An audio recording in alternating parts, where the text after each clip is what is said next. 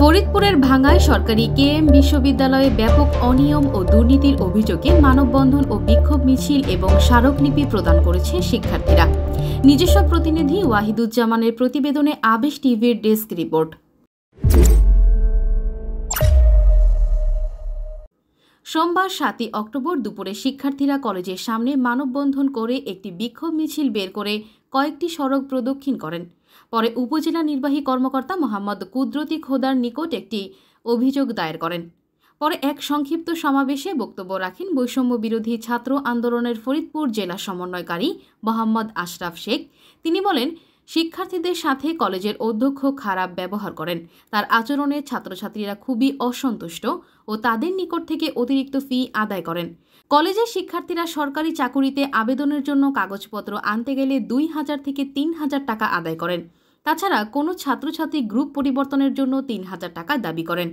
ভাঙ্গা উপজেলা সমন্বয়কারী ওসমান গনি আকাশ বলেন, সরকারি কেএম বিশ্ববিদ্যালয় কলেজ 2016 সালে সরকারি হয়। কলেজ প্রতিষ্ঠিত হওয়ার পর থেকে বড় একটি সিন্ডিকেট রয়েছে। বিভিন্ন শিক্ষক নিয়োগ সহ ব্যাপক অনিয়ম ও দুর্নীতি রয়েছে। এসব অনিয়ম দূর করে বিসিএস ক্যাডারে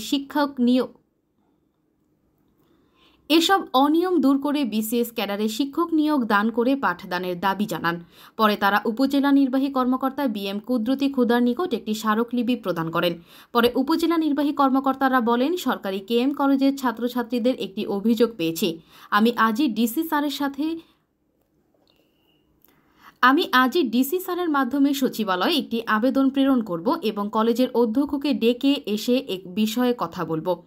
এ ব্যাপারে কেএম বিশ্ববিদ্যালয়ের অধ্যক্ষ আব্দুস সাত্তারের সাথে মোবাইলে যোগাযোগ করা সম্ভব হয়নি এবং কলেজেও পাওয়া যায়নি। এতক্ষণ আমি সাথেই ছিলাম সানজিদা ইসলাম তুহিন। আপনারা দেখছেন আবেশ টিভি। Desk report.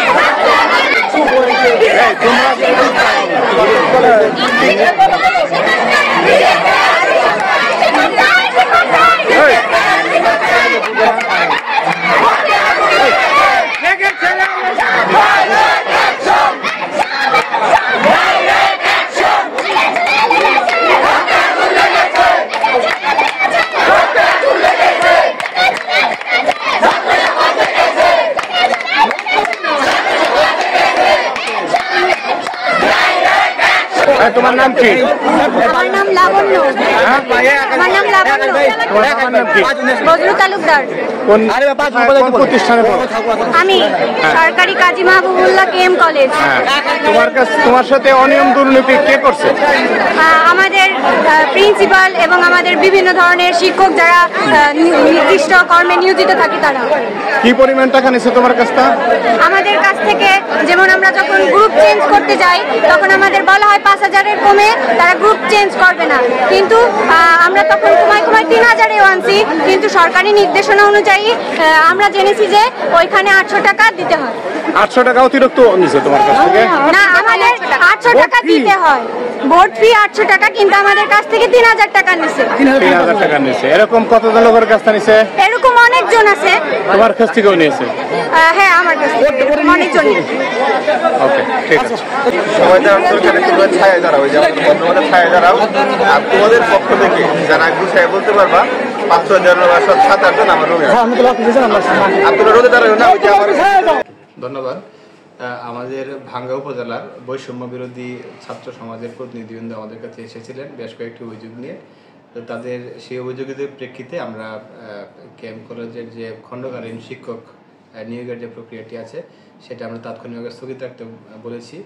আর পাশাপাশি আমাদের ছাত্ররা যে লিখিত অভিযোগ আমাদের কাছে দিয়েছে, আমরা এটা পরবর্তী প্রয়োজনীয় ব্যবস্থা গ্রহণ করার জন্য ঊর্ধ্বতন কর্তৃপক্ষ বরাবর প্রেরণ করেছি।